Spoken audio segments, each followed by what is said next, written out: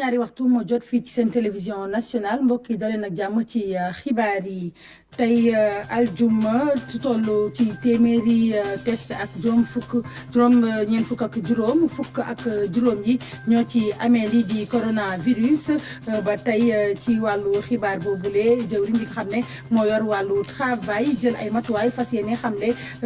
nguur gi ni mu fas yéene gunge doomu réew mi RTS ay yéene kaay wax ne dafa am fii benn cas bu coronavirus lu ni mel nag mu mel ni dëppoowul ak dëgg ndax gannaaw premier cas bi ñu nemmeeku fii ci biir Sénégal ñi nga xam ne ñoo yor lépp ñi jiite RTS dañoo jël matuwaay yëpp yi war ngir gunge ñi di agent yi ngir sàmm leen ci bile feebar mbokki asalaamaaleykum wa rahmatullah daal leen a jàmm ci xibaar yi. tey aljuma def nañu téeméeri test ak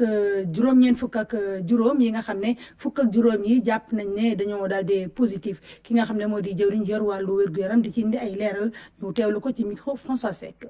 tey aljuma fukki fan si weeru avril 2020 ministère de la santé et de l'action sociale jot na résultat test yi ñu def si téeméer ak juróom-ñeent fukk ak juróomi test fukk ak juróom ñoo ñëw positif bon ñoo am jàngoro bi fukk ak juróom yooyu fukk ak juróom la yoo xamante ne ay cas contact la yu ñu doon suivre ci suñuy service ñu yëgal tam ne fukk ak ñeent patient ñi xamante ne ñu ngi woon ci hôpitaux yi ñu leen di faj tey wér nañ bésu tey bi dañ leen génn hôpital ci bés bi ministère de la santé et de l'action sociale ñu ngi yëgal ne patients yi ñuy faj actuellement ñi ngi yëg tan ci seen yaram ñuy xayma ba mu commencé ba léegi ñaar téeméer ak juróom benn fukk ak juróomi cas la ñu déclaré fii ci Sénégal ci cas yooyu téeméer ak fanweer ak juróom-ñaar wér nañ ci ñaar génn nañ àdduna kenn évacué nañ ko bon dëkk tey téeméer ak ñaar fukk ak juróomi patient ñoo nekk ci suñu hôpitaux yi ñu leen di faj ministère de la santé et de l'action sociale mi ngi demander population yi ñu respecter bu baax digal yi ñu leen di jox pour que xeex bi ñuy xeex Covid-19 ñu mën ko gagner nu mu gën a gaawe mu nekkoon Abdoulaye Diouf Sarr jëwriñ jër wàllu wér-gu-yaram njiitu réew mi di wéy di jot ay bataaxalu ndokkeel gannaaw ba Sénégal màggale juróom-benn fukki at ba moomee boppam bataaxal bu njëkk bàyyeekoo ci son excellence Paul Biya jiite réewu Cameroun ak bu son excellence monsieur Mohamed Ould Cheikh El Ghazouani jiite réewu Mauritanie son altesse éminentissime Fra Giacomo Dalla Torre moom nag mu di grand maître de l'ordre souverain de Malte ak ki nga xam ne moo di son excellence monsieur Georges Rebelo Pinto Chikoti mu di secrétaire général bu organisation des États-Unis des Caraïbes et du Pacifique. ñu dellu si waat ci xibaar yi soxal wàllu coronavirus ay yéenekaay xëy fësal ci seen xët bu njëkk nii fii ci rajo télévision sénégalaise dañ fi nemmeeku ab cas bu positif bu coronavirus lu ni mel dëppoowul sax ab yoon ndaxte gannaaw ba ñu xamee ni coronavirus am na fii ci biir réew mi la télévision sénégalaise daal di jël matuwaay yëpp yi war ngir mën a sàmm ñi nga xam ne ñoo di liggéeykatam yi mu di ci biir kër liggéeykaay bi ak ci biti ñu ànd ceeg Ousmane Ndoye. bu ñu nee feebar bi nga xam ne tamit moo dugg ci réew mi daal di jógee fu sori ci àdduna bi ñu koy dippee Covid-19 dañuy wax tamit këru liggéeykaay yi fii di RTS nga xam ni këru joxekatu xibaar la mbir mi xawoon na fi am lëmbee ñi di wax am naag amul mais mbir yooyu ci ñu dégloo ki nga xam ni moo yor wàllu wér-gu-yaram ci këru taskatu xibaar bi di RTS dara amu ci ndaxte ñoom li ñu war a jël ci wàllu fàgguwaay ngir ña fay liggéey ñi ngi ci te def nañ ko te duñ ci jóg te duñ ci tàyyi. dañ jël ay mesures mooy d'abord utilisation du gel pour ñi seen loxo yi di set beneen mesure mooy utilisation de masque surtout les équipes mobiles yi nga xam ne dañuy dem ci reportage yi dem ci bërëb yi nga xam ne dafa am attroupement te xamul lu ñu fay fekk beneen bi mooy sensibilisation waxtaan ak nit ñi dalal seen xel wax leen lan mooy coronavirus wax leen lan la ministère bi wax par rapport aux mesures de prévention beneen bi mooy affiché te affiché du dara dul affiche yu ministère de la santé affiche yi ministère de la santé joxe moom lañ jël affiche nga xam dafa leer signes yaa ngi fi mesures yi ñu war a jël mu ngi fi ah am na format texte yu ñu bind am na format boo xam ne ay images yi nga xam ne même ku mënul lire sax mun na xam donc lan ak lan la war a éviter. ci beneen wàll bi mooy liggéey bi dañ ko organiser waat maanaam dañ sant ñi ñu toog seen kër bu ñu leen soxlaa jëlee leen seen kër indi leen ñu def seen liggéey ñu delluwaat leen ñi fi des tamit dañ leen di jëli di leen indi donc loolu mesure boobu le directeur général jël tey ñu ngi koy appliqué amuñ ci benn problème wax nañu affaire IPM bi nee nañ IPM dañu nekk en quarantaine c'est faux IPM bi dañu sukkandiku ci benn mesure bu ñuy wax télétravail maanaam léegi ay ordinateur dañuy jël pour passante ay message ah jox passante ay papier léegi dootul format këyit ñi mais dañuy awante ay message liggéey bi noonu lay demee donc kii war def liggéey bi day toog këram di def liggéey bi. ci wàllu woowu tamit boo duggsee ba na ngay àggee ci studio yi nga xam ne fa la ñuy tasee xibaar lépp lu nga xam ne mooy fàgguwaay teg nañ ko fa ngir rek mën a fàttali nit yi li nga xam ni moom mooy fàggul nit ci feebar bu bon bii di coronavirus mu nekk nag it yoo xam ni kii nga xam ne mooy docteur bi nga xam ne mooy yor wàllu wér-gu-yaram foofu la mu ci wax mooy boo fi ñu toll nii yitte yiñ teg ngir ñooñu di liggéey foofu ci RTS lépp rek pour fàggul leen te am nañ ci yaakaar ne dañ koy toppee dara incha allah du ci fàggal kenn ci ñu fay liggéey. day wane na rek que ne dispositif bi ñu teg RTS ba fi ñuy wax ak yéen nii dispositif bu baax la parce que effectivement am nañ benn invité mais ça s'est passé fële RTS boulevard de la République en ville foofu nga xam ne personnel bi bëriwul par rapport ak fii invité bu ñu recevoir ci émission tam-tam ñu testé ko mu positif loolu am na waaw mais. loolu bu amee ba pare ministère def retraçage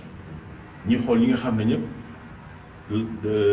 jokkaloo nañu ak kooku directement wala indirectement def benn liste def ay tests lépp négatif alhamdulilah donc li ñu wax amul donc coronavirus ba fi may wax yéen nii amul benn cas. bi mu amee léegi c'était le 27 mars ak léegi ëpp na 14 jours. donc période d'incubation bi ñuy wax noonu passé maanaam période bi nga xam ne ci nga am feebar bi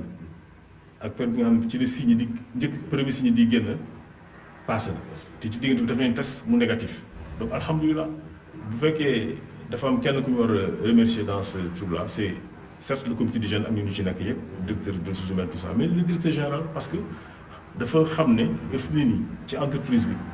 ñi lay war nekk au devant de la scène jël leen décision yi pour l'organisation du travail, c'est la médecine d'entreprise. Du moins le médecin, mais c'est la médecine. Et la médecine est dans un comité, le comité d'hygiène et de sécurité. Avec un staff, c'est peut-être au-dessus du comité de sécurité. C'est moi, le DG, le DRH et le DAF. Et nous aussi, nous devons discuter, dire la décision. Il nous met à l'aise parce que tout simplement, la santé publique a impact décision. coronavirus nag nekk na feebar bu bon bu nga xam ne ci nit lay jógee dem ci keneen ba tax ñu ni ku nekk rek la nga mën a téye ci say yitte nga defal ko sa bopp ba doo àgg ci ñeneen ñi moo gën maanaam na ku nekk toog fa mu nekk te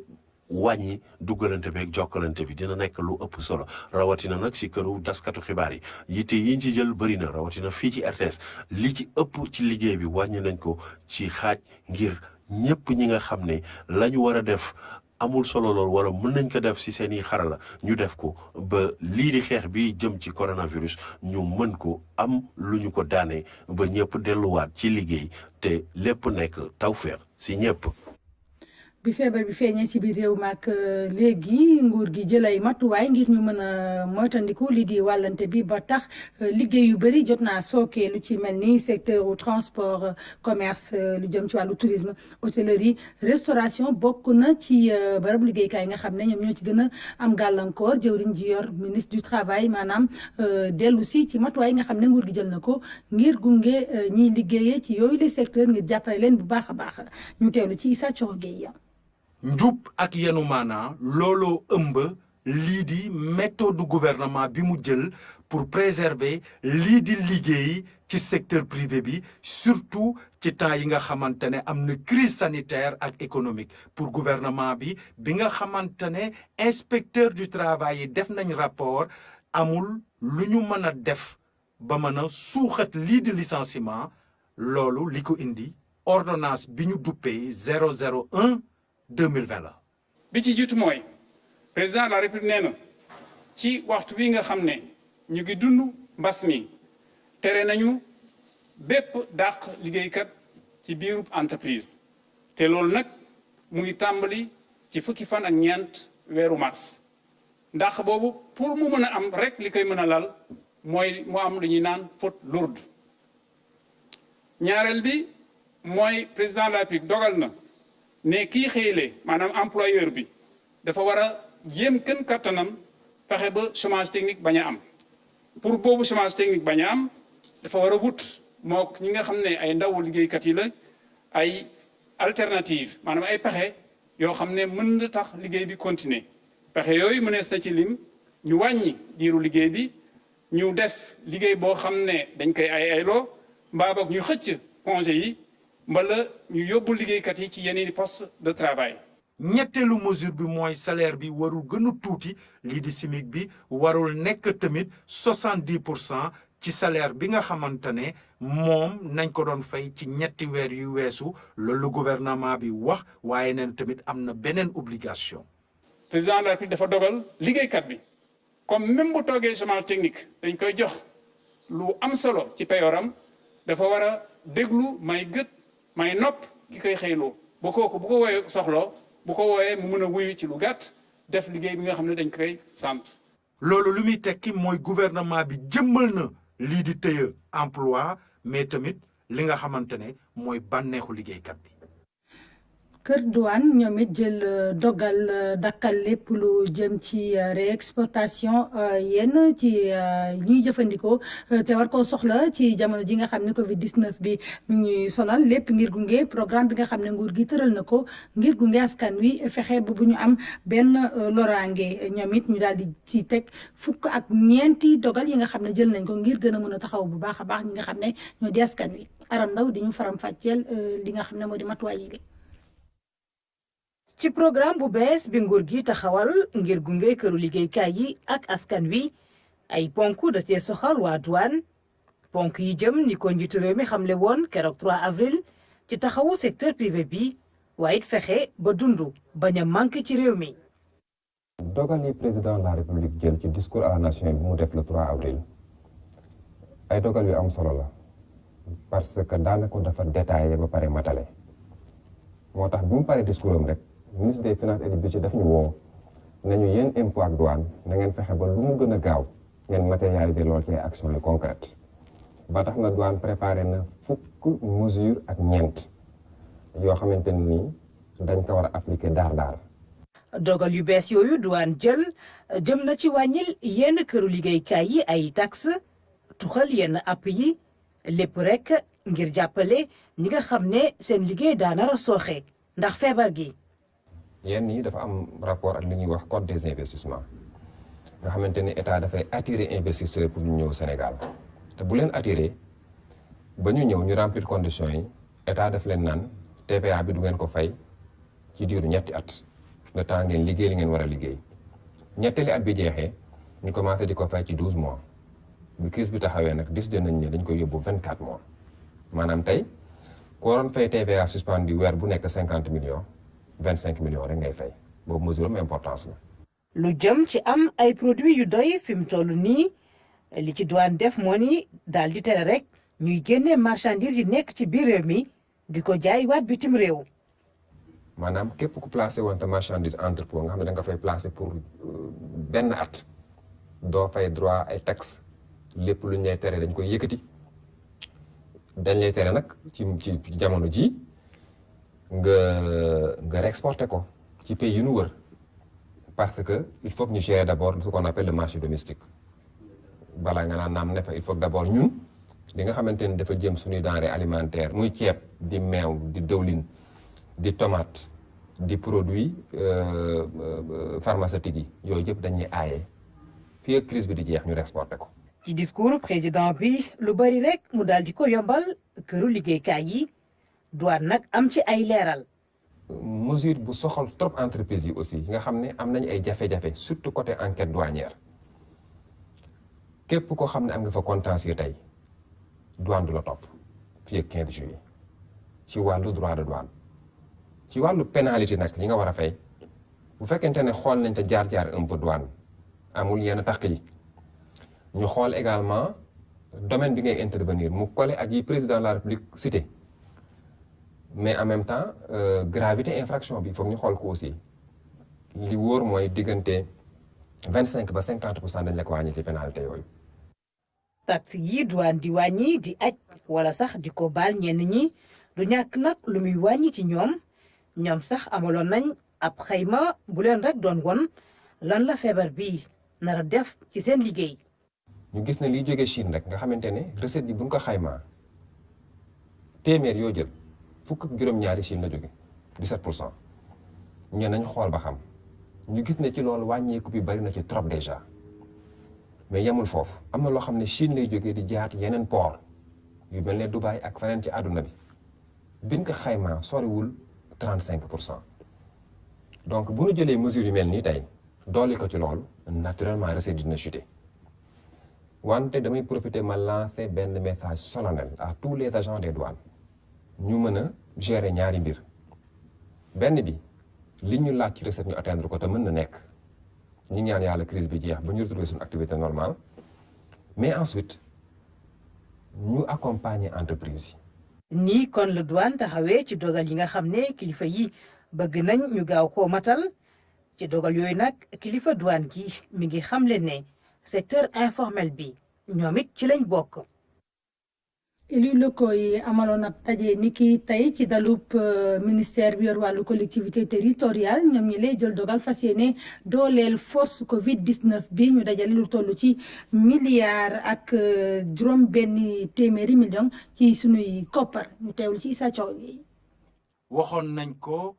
moo nekkoon ba ñu génnee ca audience bi leen chef de l'État jagleloon le 26 mars bi weesu. tey jii nag def nañ lu ëpp sax li nga xamante ne prévoiroon nañ ko ci xeex bi ñuy xeex ak lii di coronavirus muy enveloppe boo xamante ne dépassé na sax milliard bi mu nekk benn solidarité boo xamante ne ci kanamu ministre bi yore gox-goxaat yi ca jëppal élu yi yëkkati nañ ko. li ministère bi compté gum rek toll na ci 1 milliard 600 millions waaye réunion bi wane na ne 1 milliard 600 millions boobu am na contribution yu bëri yoo xam ne dugalaguñu ko ci moo tax benn tomb ci tomb yi ñu jàpp ci ndaje bi mooy fexe ba régulièrement pour dee xëy na semaine bu nekk ñu def le point ak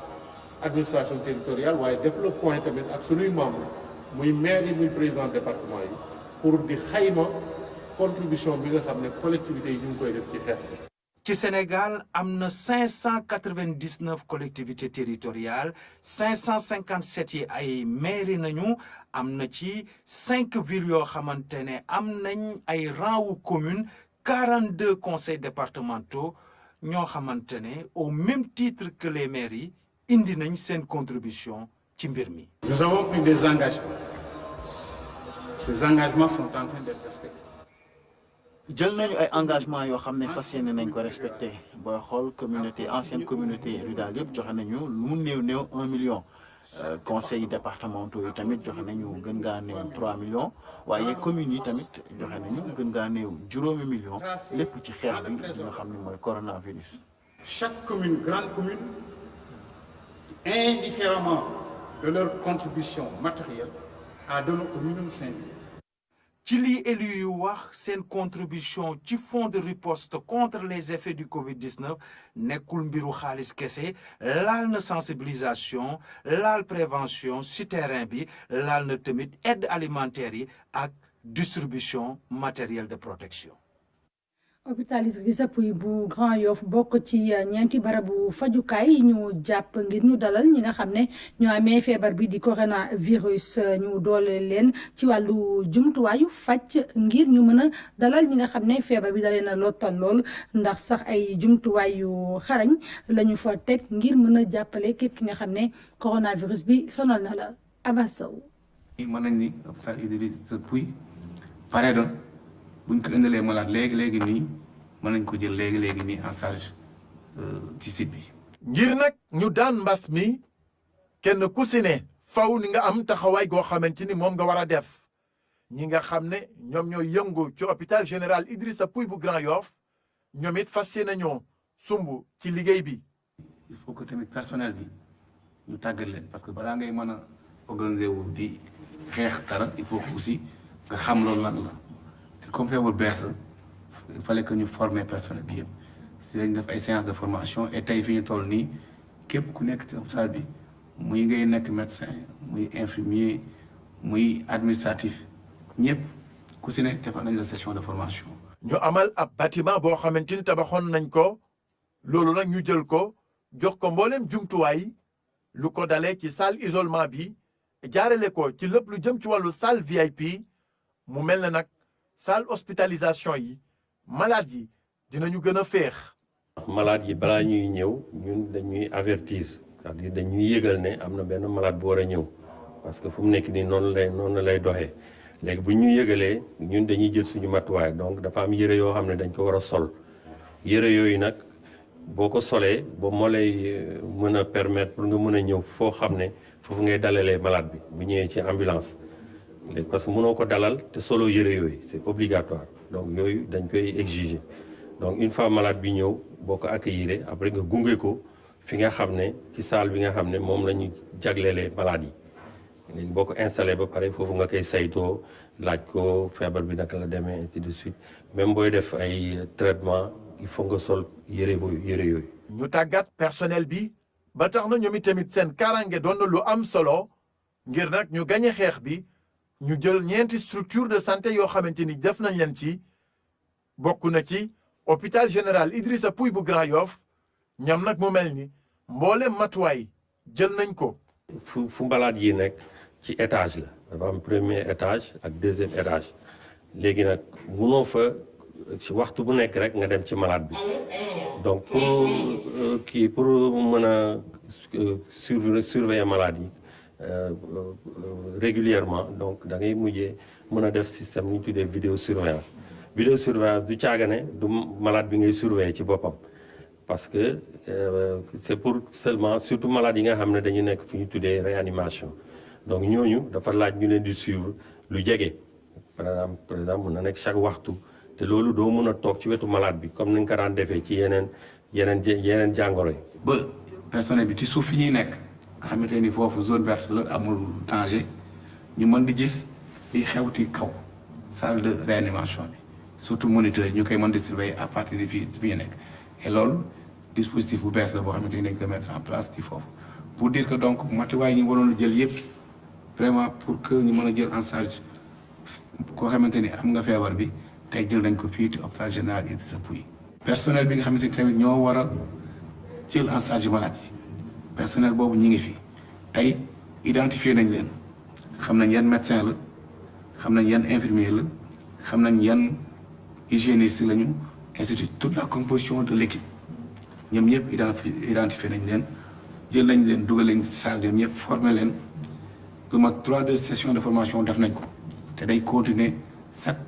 semaine ñu gën di renforcer formation boobu pour que bis bu ñu amee cas ñu ñëpp ñu nekk prêt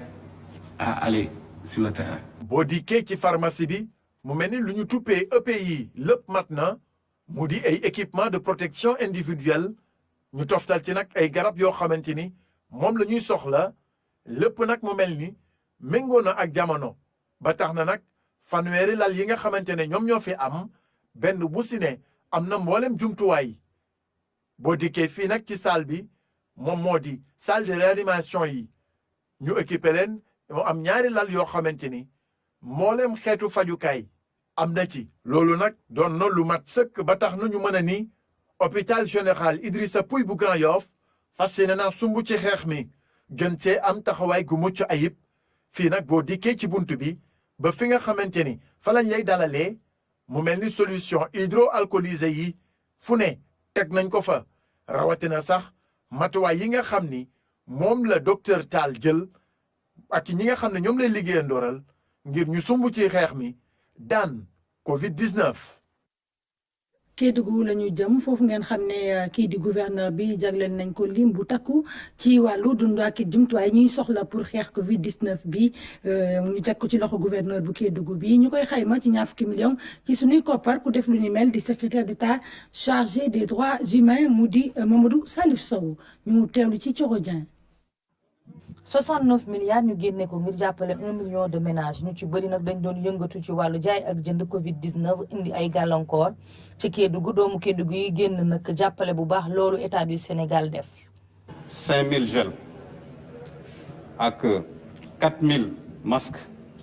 ak 100 cartons de javel loolu mooy produit d'hygiène yi dafa am tamit produit alimentaire mooy 7 tonnes de riz. 4 tonnes de sucre ak 30 bidons d'huile de 20 litres boo ko xaymee 20 millions de francs CFA mooy njógu produit yooyu yëpp. don bu am solo bii nag comité de suivi des épidémies daal dina ko rafetlu bu baax nee nañu nag fas yéene nañ ci jox daara yi ak ñi nga xamante ni ñoom la ñu mettre en quarantaine. dafa nekk ndimbal loo xam ne soxla woon nañu ko parce que bu yéexoon tuuti ñu wuti yeneen pexe pour wuti ceeb. parce que gis nañ ni am nañu fi ay cibles yoo xamante ni résilience maanaam néew doole ji mu ngi leen di bëgg a sonal muy ñi nga xam ne dañ leen a tere yalwaat bu ñu teree nit ki yalwaat nag mooy téyel ndongo yi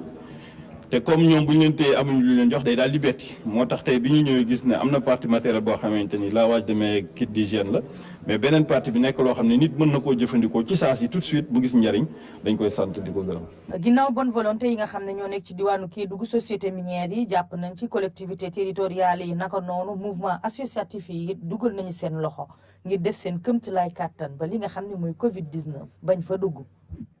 gëstu tey ñu jagleel ko couvre-feu bi ñu jàpp ni bu njëkk bi nga xam ne amaloon nañ ko fii ci biir Sénégal mi ngi amoon ci boobaak léegi am na juróom fukki at ak ñaar bii nag mooy ñetteeli couvre-feu bi nga xam ne jot nañ ko amal fii ci biir réewu Sénégal donte ñaar yu njëkk yi lii di politique moo ko laloon maanaam violence politique bi les couvre-feu mu mel ne ngir aarandi askan wi la ci rek mbas mi di Covid 19 histoire état d'urgence ak couvre-feu pour Sénégal mu di gëstu bi leen Amadou Aram Thiam indil ni ki tey ñu teewlu ko. ñett ci wàññi ñuy amal couvre-feu ci Sénégal dogal bu article 69 bu constitution bu réew mi may njiitam saa su musiba feeñee te mën a jur ay loraange dogal bu am solo bu ñëpp rafetlu te pencum ndaw réew mi dëggal ko ba sax fanweer ak ñetti député yi teewoon ndax mbas mi may njiitu réew mi mu jël dogal yi ko soob ngir xeex mbas mi atum 1968 ca événement weeru mai ba la président Senghor jëkk a dogal couvre-feu ak état d'urgence ci réew mi ay jàmmarloo yu tar yu dugaloon Sénégal ci guuta ba tax mu jël dogal bii Abdou Diouf mi ko wuutu jëloon na tamit dogal bi ni mel ñaar fukki at ginnaaw Senghor ngir fay coow li feeñoon ginnaaw tabbu njiitu réew mi ca atum 1988 fàttali bi ngir ràññeetle ñaari état d'urgence yi weesu ak bi am ci at mi ñu nekk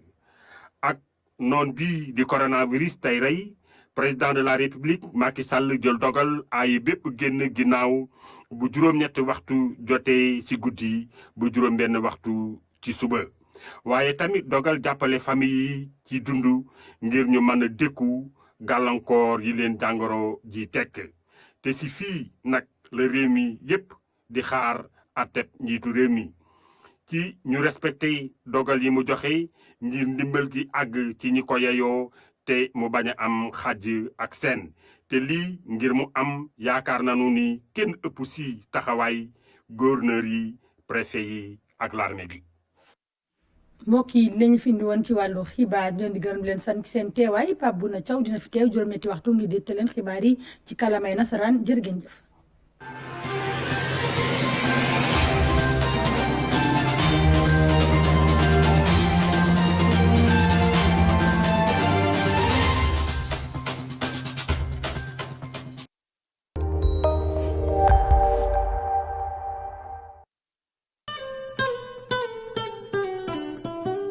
adduna bi dafay dund feebar bu metti boo xam ni kenn mësul dund feebar bu mettee nii épidémie Covid-19 dafa nekk ci lu toll ci 140 états. Son Excellence monsieur Macky Sall président de la République bu Sénégal doon nañu wax ne état d'urgence